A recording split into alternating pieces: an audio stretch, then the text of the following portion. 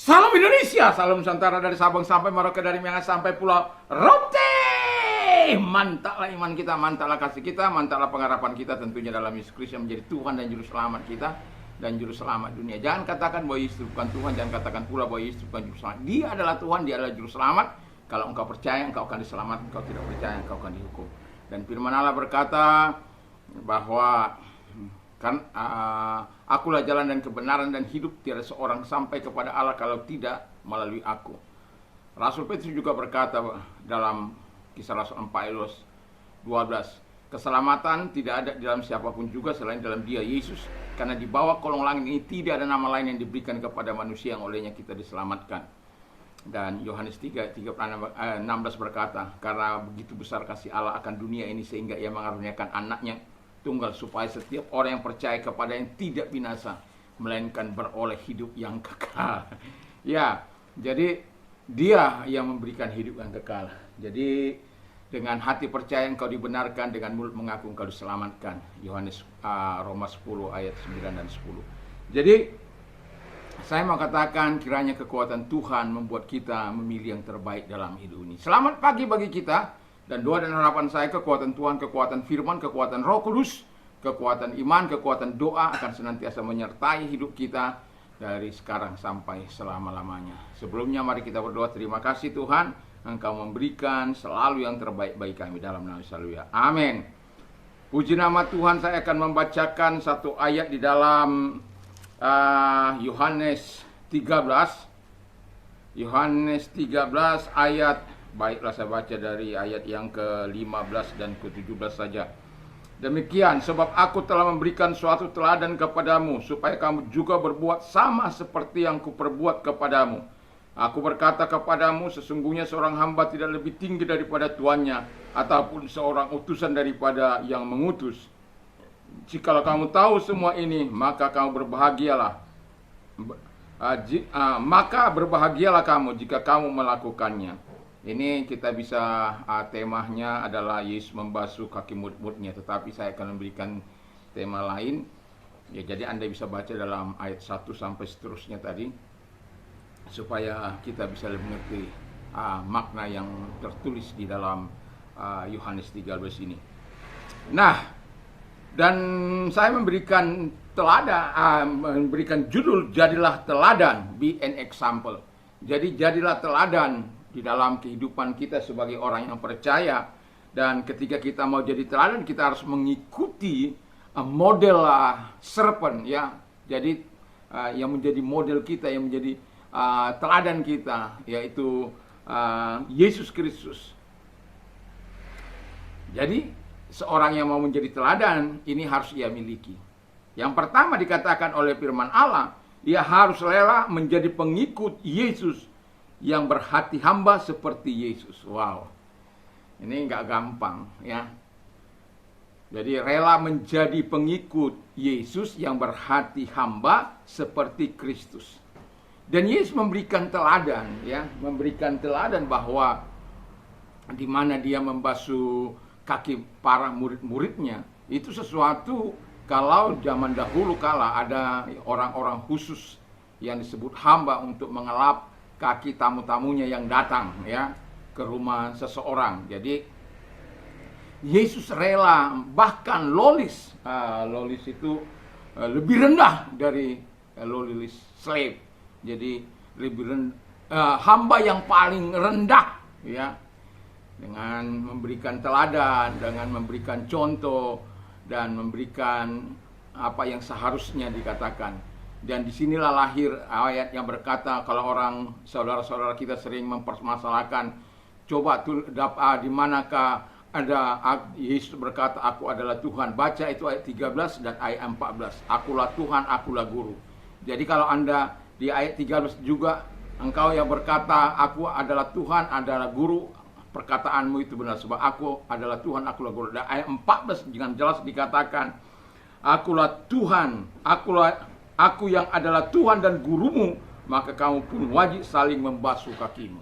Nah, jadi kita harus rela menjadi hamba seperti pengikut Kristus, karena kita tidak akan mungkin bisa menjadi hamba seperti Kristus kalau kita tidak mengikut Kristus.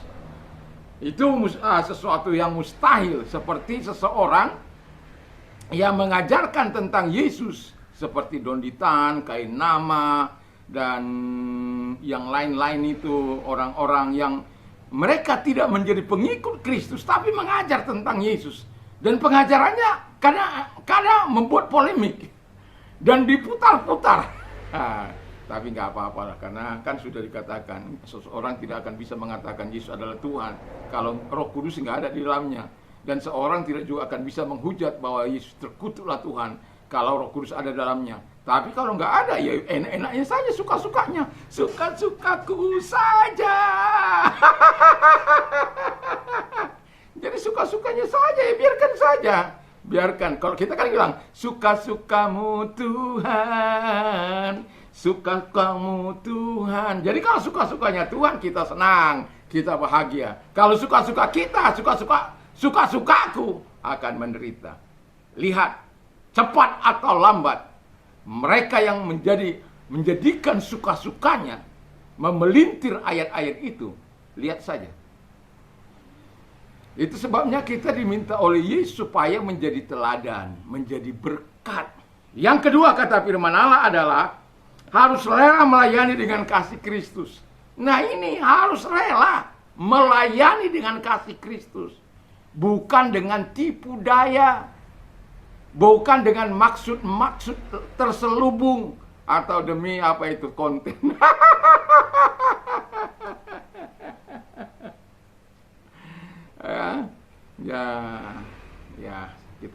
Saya berharap saja orang-orang saudara-saudara saya, sahabat-sahabat saya, Donditan, Kain Nama, orang tua saya Bangun Samudra, ya memberikan pengarahan, pengajaran tentang apa yang mereka yakini sekarang. Nggak usah lah, ya, nggak usah bikin heboh, nggak usah bikin masalah. Ya, karena Al-Quran sudah juga mengatakan kalau engkau bikin masalah kepada kami, akan ada orang-orang juga yang akan membuat hal-hal yang mempertanyakan tentang imanmu. Ya, dalami saja imanmu, dalami saja. Seperti kami mempendalami iman kami, ya no problem. Kami disuruh untuk seperti Kristus, dan lalu juga kemudian harus melayani dengan kasih Kristus. Tidak ada motif-motif lain selain motif untuk memuliakan Allah Bapa di surga. Dan kasih Kristus itu tidak akan bisa tinggal di dalam hidup seseorang kalau dia tidak mengasihi Allah. Allah tidak mengasihi dia. Nggak akan mungkin dia bisa menerapkan prinsip kasih yang agape itu dalam hidup seseorang kalau dia tidak menerima kasih agape dari Tuhan itu. Bagaimana dia mau bisa menerima? Nanti atau besok mungkin saya akan mengatakan bagaimana kita harus menjadi dunia ini menolak Roh Kudus, ya. Itu besok, ya. Nah, jadi dalam kehidupan ini saya mau katakan kepada kita, kasih Kristus itu harus menjadi pedoman dalam kita melayani. Kita sudah menerima menjadi pengikut Kristus, berhati hamba, lalu kemudian kita harus rela melayani dengan kasih Kristus, ya. Kadangkala disalah mengerti, kadangkala dianiaya. 1 Timotius 6 ayat yang ke-12 di sana dikatakan jikalau memang setiap orang yang mau beribadah di dalam Yesus Kristus akan mengalami aniaya, ya, akan mengalami aniaya. Jadi ya kita walaupun melayani, adapun tantangan, ada rintangan, nggak usahlah takut. Seperti gereja mula-mula, para murid, guru, rasul-rasul kita yang telah mendahulu kita, itu kebanyakan mereka adalah orang-orang yang mati secara tidak wajar. Karena apa? Memberitakan nama Yesus itu. Ada yang disalibkan, ada yang dirajam, ada yang digoreng, walaupun yang digoreng nggak mati-mati. Ada yang diseret dan lain sebagainya. Tetapi kita tidak perlu berkecil hati. Dan buktinya bahwa Yesus tetap eksis, nama Yesus tetap dimuliakan, dan kita nanti sore saya akan mengatakan di balik pencucian kaki Yesus ini ada sebuah maksud Tuhan, rencana Tuhan yang besar, bukan hanya sekedar mencuci kaki para murid-muridnya. Kita tahu kaki ini bisa melangkah kemana saja, tetapi nanti saja, ya nanti sore saja saya akan bercerita. Nah, jadi kita harus melayani dengan kasih Kristus. Yang ketiga kata firman Allah adalah harus rela melayani untuk kemuliaan Bapa saja. Jadi kalau kita melayani Kristus itu dengan hanya untuk memuliakan Bapa, maka kita akan mendapat upah. Upah kita itu besar. Hidup yang kekal, mahkota kebenaran, mahkota kehidupan. Ketika kita menjadi orang-orang yang percaya kepada Tuhan, yang melayani Tuhan dan memberikan hidup ini untuk melayani untuk kemuliaan Bapa, jangan seperti Yudas Iskariot. Itu demi uang dia. Akar segala kejahatan adalah cinta uang. 1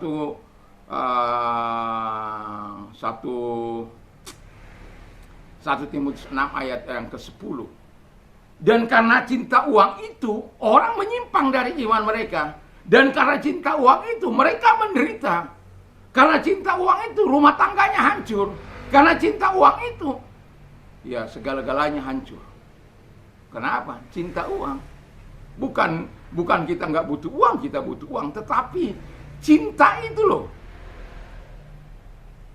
Kita harus cinta hanya pada Yesus. Cinta pelayanan kepada Tuhan.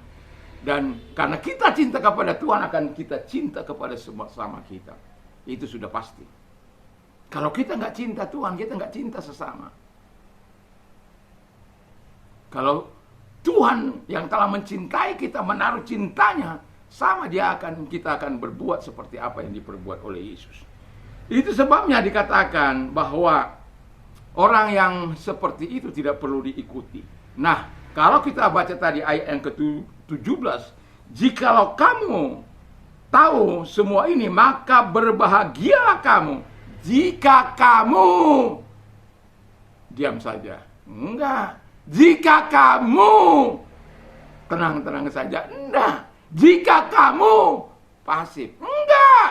Tapi jika kamu melakukan, baru disebut berbahagia. Jadi sesuatu yang sangat luar biasa di dalam hidup ini akan terus memenuhi hati kita. Jadilah teladan dalam hidup ini, dalam perkataan, dalam pikiran, dalam perbuatan yang selaras dengan hati Yesus, yang selaras dengan kehendak Yesus, yang selaras dengan kehendak Bapa, dan selaras dengan apa yang masuk-masuk itu ya. Haleluya. Ada telepon, terima telepon. Kuat-kuat lagi suaranya. Puji nama Tuhan. Nah, jadi mari kita jadi teladan. Memang gak mudah menjadi teladan itu, tetapi saya yakin dan percaya Yesus sudah mengatakan supaya kita mengikuti teladannya. Apa? Sama seperti Paulus mengatakan dalam 1 Korintus 11 ayat yang pertama, jadilah pengikutku sama seperti aku mengikut Kristus. Jadi ketika kita mengikut Kristus, kita membuat pengikut-pengikut baru yang mengikuti teladan-teladan Yesus Kristus itu. Karena apa? Teladan kita itu Yesus. Yang kita ikuti Yesus. Yang menjadi contoh itu Yesus. Yang menjadi model itu Yesus.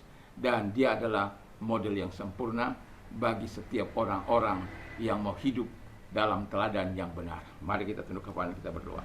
Terima kasih Tuhan, biarkan kami menjadi teladan Tuhan dimanapun kami ada. Terpujilah Engkau. Kami tahu kekuatan kami tidak seberapa, tapi kami tahu bahwa Tuhan Roh Kudus akan terus menyertai kami.